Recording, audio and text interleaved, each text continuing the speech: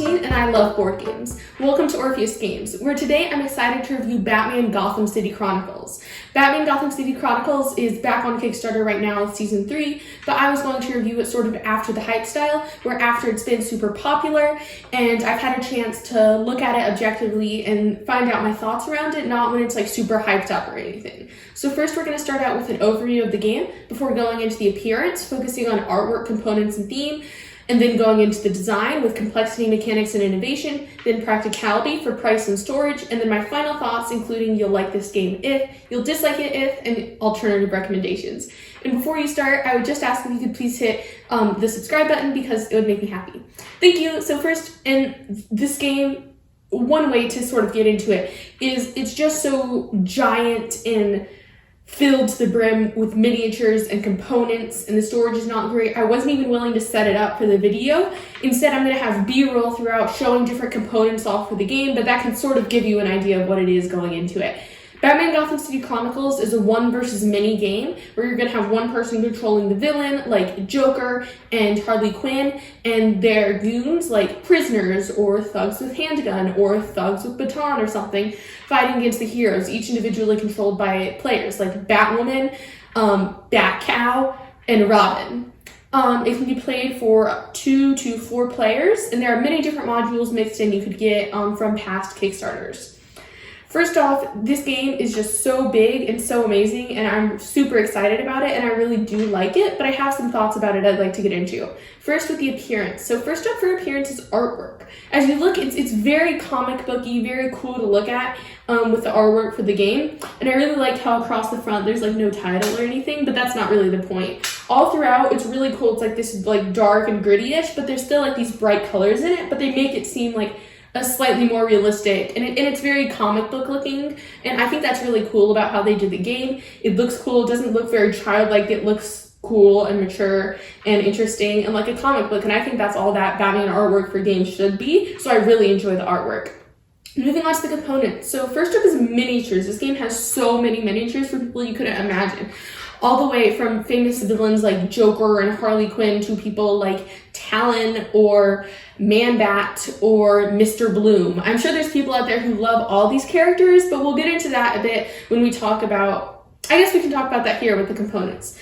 The game is just so incredibly sort of bloated-ish. Like it started out on the Kickstarter with like 8 heroes and a few villains, and then after season 1, when there's just like so many stretch goals and things unlocked, it's just gone so crazy into ginormous game boxes just to hold the basic components for the game. There's not even a way to just have one box and then all the Kickstarter stretch goals. It's all continually mixed in together, which we can get in a bit when we talk about mechanics and how that causes a problem. But there's a lot of miniatures and it's a lot to sort through, but the miniatures are solid, I'd say. They were really good when they came out, but it's been like a number of years since then, and miniature quality improves so fast. It's like really crazy how that happens. Some of them have a bit of warped bases, but there's a lot of miniatures. They're all pretty solid. I do like them. They serve their purpose. They're nothing exceptional, but they're not bad at all either.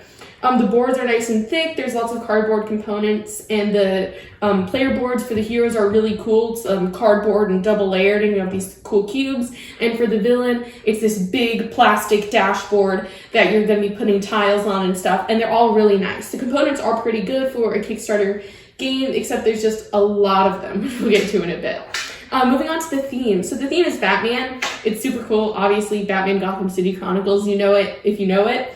Who doesn't like Batman? But if you do, you know what you're getting into with this. One of the things can be there's like lots of famous characters like Batman and Robin and Batwoman and stuff, but then there's also people like Batcow and Duke and Bluebird, and then villains like Clayface and Joker and Mr. Freeze, and as I said, villains like Mr. Bloom or Talon and stuff, or Firefly, and like those are all actual characters and stuff from Batman, but they're a lot less well known. So that can be part of the reason when you're like, who is this or something? But most people will be able to recognize lots of the characters. But you can see almost all of them, I think, across the fronts of the boxes. So that was the appearance for the game. Moving on to our next category, which is game design. First up, complexity. So one of the biggest problems with the game is it wasn't that big for me since I like watching how to play videos and stuff. But the rulebook, there's a lot going on. This is sort of with mechanics too, but because of how bloated the game got, they want to make it feel like as cinematic and comic booky as possible. So you have abilities like causing an explosion or dangerous terrain, or or like shooting someone really well, or return shooting one, or holding two weapons of the same type, and that can be a problem with complexity, because if there were just a few heroes and a few villains, it would be really easy to wrap your head around everything, but there's a lot of confusing symbols and a lot of characters who they try to get so accurate, and when there's so many of them, it's really impossible to know what all of them do and how all of them work. Like, for example, all the symbols can look really similar. Like, if you have two guns like this, where you can hold two weapons, I believe, or this one where you're shooting someone well, or then there's another one where you're shooting someone back, or another one when you're in the same zone as someone and you shoot well, and they're all sort of like a gun in different positions, and it's kind of difficult to get around that. There's some really neat player aids that have been custom made, and also in this latest Kickstarter, they have an expansion like the back computer files, which will have skills references for all the characters, which I'm really excited for, since that'll definitely help for the villains and the heroes, and help you get around the game easier. It's not that complicated, it's just, there's a lot going on, so you have to like wrap your head around all of it. The individual actions aren't that difficult. You're going to be taking cubes and assigning them to different actions. Like, let's say I'm Batman and I want to go fight Riddler over there. So I'm going to put a cube into movement so I can move over there, and then I want to punch him. The less cubes I assign, the less dice I get to roll. But if I put too many cubes in, then I'll be wasting my energy and might roll too many dice. So you have to sort of decide that whenever you're rolling dice. And you also have to save some in case you're defending or re-rolling or something on the opposite person's turn, and that goes for both the heroes and the villains. Moving on to the mechanics for the game. Yeah, so that's sort of the mechanics. And then the villain, they're going to be having like this river, it's called, where you're going to be choosing a person to activate. And the closer to the right they are, the more expensive. But then you move them to the end and everyone else slides down. So it gets you to sort of activate different people. I enjoy the heroes more than the villains, but that's just maybe like theme-wise. My brother really enjoys the villains more too, though, so it's pretty even how we play that when we're playing two-player. And I also really recommend the Versus expansion too, if you're able to get that. It changes up into a 1v1 where all the characters can be fighting each other, and we also have like some custom edits to that we like to play too. One of the problems with it, though, is it can feel not super Batman-y. Like, sometimes when you consider it, the best option isn't always to like run into a bunch of thugs and beat them up.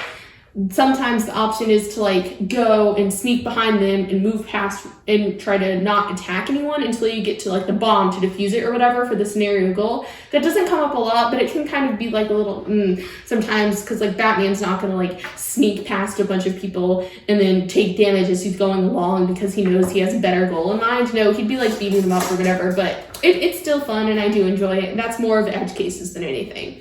And then for innovation from the game, this is always a tricky category, especially since this game came out a while ago, and it's a re-implementation of Conan, one of the company's earlier designs. But innovation is kind of objective, or like what does this game do differently, like why should you care about it versus others? I think it's mostly the theme, and the components of the river and stuff you can find in sort of in Arc Nova or Civilization and New Dawn with cards. And then the assigning cubes is in a lot of other games. It's more like the theme that's most likely to draw you in, since most of the mechanics can be found in other games, especially like the one versus many and stuff. I mean, there's not as many one versus many games, and this is the only one I have, so it's my favorite one versus many game, but also my least favorite, so there's that to consider too. Moving on to practicality of the game. So first, the price. This is like 125 euros, I believe, for the Season 3 Kickstarter. And I do believe you get your money's worth. I really do think that this one core box, but they're two core boxes, you need both of them to play, and they're both giant. But we'll get to that in a second with storage. But I do think it's worth it for what you get, the miniatures and the components and the game and everything. I just wish it could also be more accessible and possibly ever release at retail, but it's not going to because of the size of this game. I think it could have easily been shrunk, as I said earlier, into like 4 or 5 heroes or something, maybe up to like 8. And then like some villains into a smaller core box, like half the size of one of these, and it could easily go to retail. But that's not the case. It's so ginormous and gigantic, but it's the only place you're going to get it. So unfortunately, that is the price you have to pay if you're going to the Season 3 Kickstarter. And I'll link that down below too. I'm not going to get like an affiliate link or anything. It's just to help you access it easier if you're interested. And moving on to storage with game, this is one of the big problems. As I said at the beginning, like I didn't want to set this all up because then I'm going to mess up my storage solution and it's going to take a while to clean it up again if that's going to happen. There's so much going on. Like, think this. These are all villain minis for the games or whatever, and each of these are a different tile. You're like, wow, that's a lot. That's a lot of abilities to keep track of, especially when all of them have individual 3 different powers and movement and menace and size and health and defense and attack and manipulation and thought and whatever. But then when there's 2, 3, 4 bags full of them, and you're not even going to be using all of them in a game, you'll play like 5 of them, and when there's so many, and this is even much more consolidated with just plastic bags. And then there's the heroes. If you want to open here, all of these are just hero miniatures, and there's 2 full levels of them when you're considering it, and all of them have even more complicated abilities, so they have like 7 or 8 a person. There's all these cops, and then all these heroes to contend with as well. All the minis are pretty cool, but when you have to learn 7 or 8 skills for all of the individual heroes, and you're not even likely to be playing them from mission to mission, you'll be switching each scenario, it's a lot to handle and a lot to deal with. The miniatures slide in easily, but they take up a lot of space in the boxes, and it takes a while to figure out how to set it up. That's a major problem for me, especially when it's sitting on my shelf and I'm likely not going to take it down because it's going to take such a while to set up and clean up and deal with, especially if I'm not sure I'm going to play multiple scenarios at once. That's one of the biggest problems with the game and one of my biggest problems with it too. I enjoy the art, it's pretty solid all around. It's just so much just packing up those, and that's not even anything for a game at all. And I also store the rule books and everything in the versus box over here, which causes even more of a hassle if we want to play with these where we have to get the heroes and everything. It's just a lot to deal with. That's the practicality. So final thoughts. You'll like this if you're a really big Batman fan or you just want to experience time as the Caped Crusader with like the fighting punchy sort of missions. You're never going to get like the detective-y stuff or like figuring that out. That's not what this game is about though. You also like it if you like big Kickstarter games, you don't mind a bit of setup. You're excited to try it if you like these sort of heroes and things. But you'll dislike this if you're crammed for shelf space, you don't need another big Kickstarter, you're not that huge of a Batman fan, and things like that. So alternative recommendations. There's not a ton like this. For Batman, there's the new Batman game, Everybody Lies. I haven't seen that though. There's really not much that compares to the scope of what this game is trying to encompass. And that can be such a good thing when you have like just a Batman game that's doing it all. You're not going to get any members of the other Justice Leagues. You're not going to have anything like that. But I would honestly say if you're looking for something similar, but you don't want all this space taken up, all this big Kickstarter stuff to get your mind around, I would sort of recommend the new role-playing game they're coming out with in the Season 3 Kickstarter. It's going to take a while to get here, I think like October 2023 or something, but that's also with the reprint for the game anyway, and I think that could allow you a space to have the detective moments of the Caped Crusader, any of the villains, but also allow you to have a chance. It's going to come with maps and stuff too, you'll still be able to visualize it, but not have the same bloat and depth and confusion of the board game, although once you get past that, I can understand it.